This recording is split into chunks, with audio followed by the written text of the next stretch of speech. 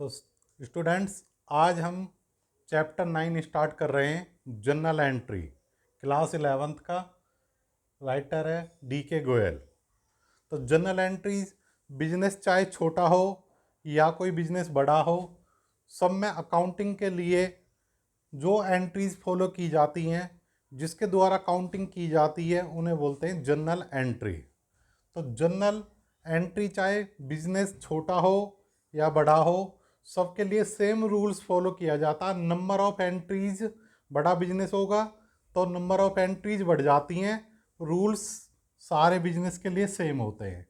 अब कोई छोटा बिजनेस है तो उसमें दिन में एक परचेज का बिल हो सकता है, सेल के 2 बिल हो सकते हैं। बड़ा बिजनेस होता है, दिन में लाखों सेल के बिल हो सकते हैं, हजारों में परचेज के बिल हो सकते हैं। तो ये जर्नल एंट्री करने के लिए जो रूल्स फॉलो होते हैं, वो आज हम एक शॉर्ट वीडियो में आपको समझाएंगे। तो अकाउंट्स के बारे में पढ़ चुके हम। 3 तरह के अकाउंट्स होते हैं। पहला कौन सा? Personal accounts.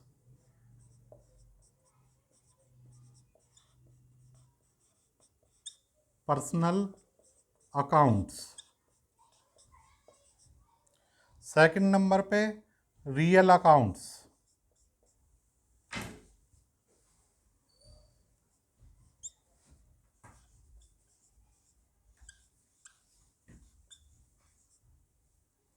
एंड थर्ड, तीसरे नंबर पे नॉमिनल अकाउंट्स।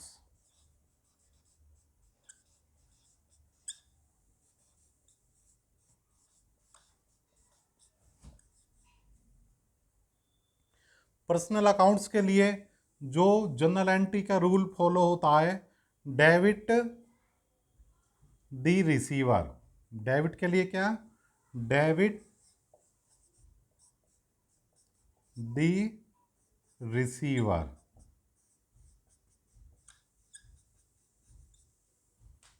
क्रेडिट दी गिवर।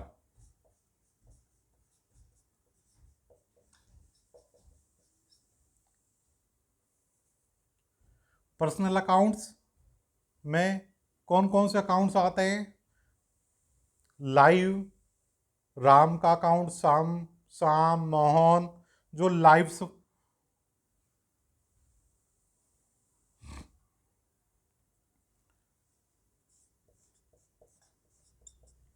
पर्सन्स।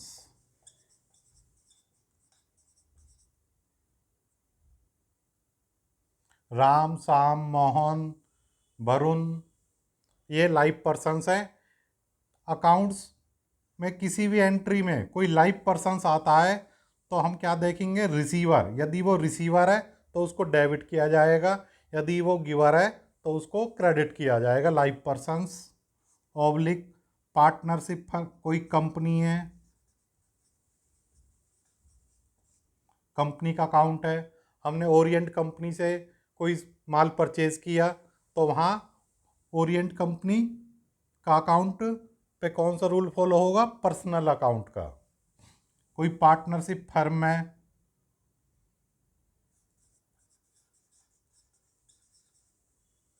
पार्टनरशिप फर्म का account,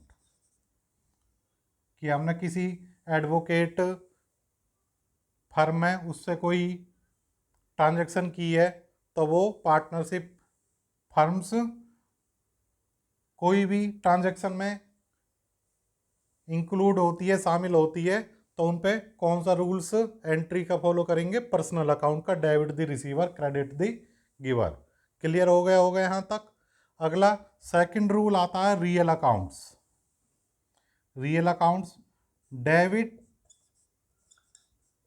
but comes in. Credit के लिए क्रेडिट व्हाट गोज आउट। जो रियल अकाउंट्स है, डेबिट होंगे जब भी कम्स इन, वो बिजनेस के अंदर उनकी एंट्री होगी। रियल अकाउंट्स में क्या आता है? Cash account,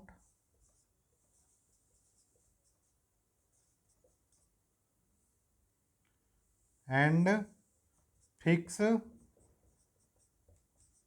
assets account.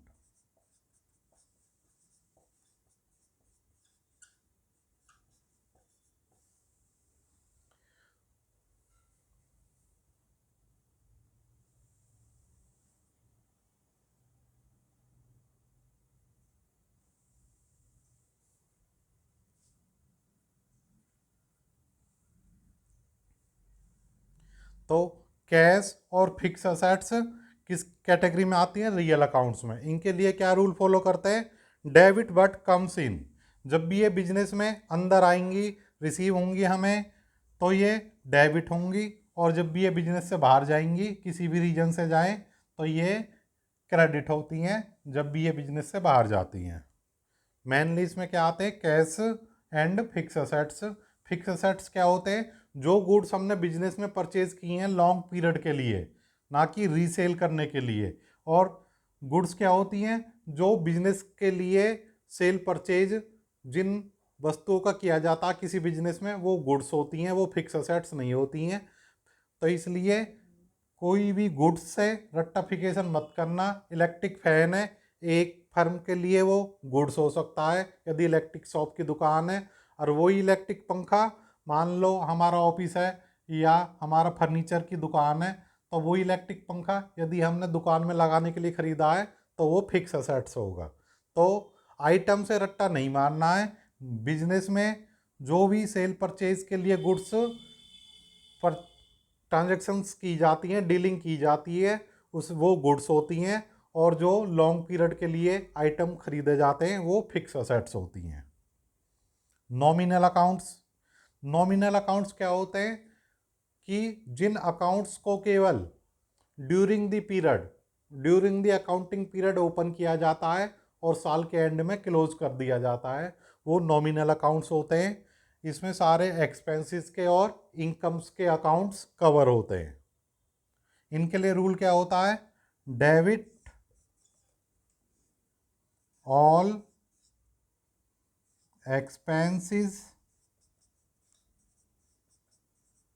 And losses. Expenses और लॉसेस में क्या डिफरेंस होता है? एक्सपेंस रिकरिंग नेचर के होते हैं, बार बार होते हैं, जैसे परचेज करना, सैलरी देना, बेजिस देना।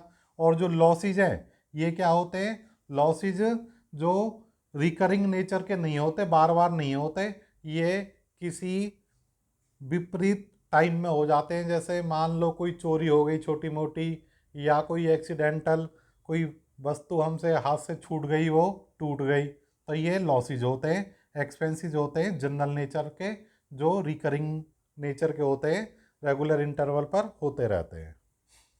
और क्रेडिट के लिए क्या रूल फॉलो होता है नॉमिनल अकाउंट्स?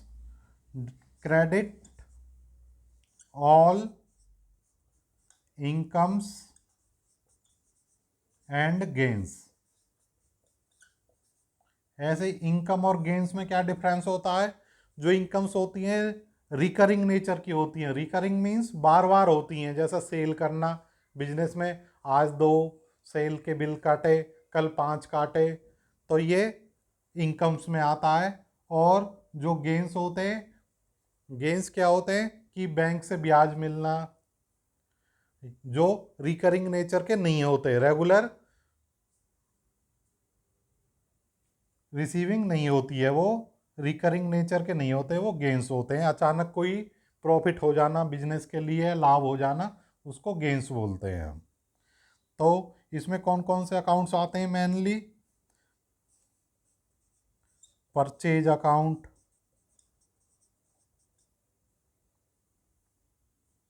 कॉमा, एक्सपेंसेज में एग्जाम्पल के लिए सैलरी, बेजिस, रेंट। इनकम्स में आते हैं मैं sales, interest, discount, discount receive भी हो सकता है और डिस्काउंट गिवन भी हो सकता है। तो डिस्काउंट दिया है हमने तो एक्सपेंस है, डिस्काउंट मिला है तो हमें इनकम है। तो ये हमारे बेसिक अकाउंट में जो रूल्स फॉलो होते हैं ये एक टेबल के द्वारा हमने बता दिए हैं और इन रूल्स से ही 100% जनरल एंट्री हमारी कवर हो जाती हैं। कभी भी कोई भी जनरल एंट्री करो, 2 मिनट के लिए वीडियो गो थ्रू कर लेना, 100% आपकी सारी जनरल एंट्री सॉल्व हो जाएंगी। वीडियो पसंद आई लाइक करना, ज़्यादा से ज़्यादा फ्रेंड्स में शेयर करना, चैनल को सब्सक्राइब करना। इसके बाद हम इन जनरल एंट्री के बेस पर अनसॉल्व्ड जितने भी सम है इस चैप्टर के, क्या पूरी बुक के हर चैप्टर के अनसॉल्व्ड सम को प्रॉपर समझाते हुए एक एक क्वेश्चन का वीडियो डालेंगे। आपको कहीं भी कोई भी प्रॉब्लम आती है वो क्वेश्चन देखना, वीडियो देखना, पूरी अकाउंटिंग बड़े इजी तरीके से आप सॉल्व करवाओगे और फाइनल पेपर तक बिल्कुल एक परफेक्ट स्टूडेंट बनोगे। कहीं कोचिंग की ज़रूरत नहीं पड़ेगी। धन्यवाद, थैंक यू।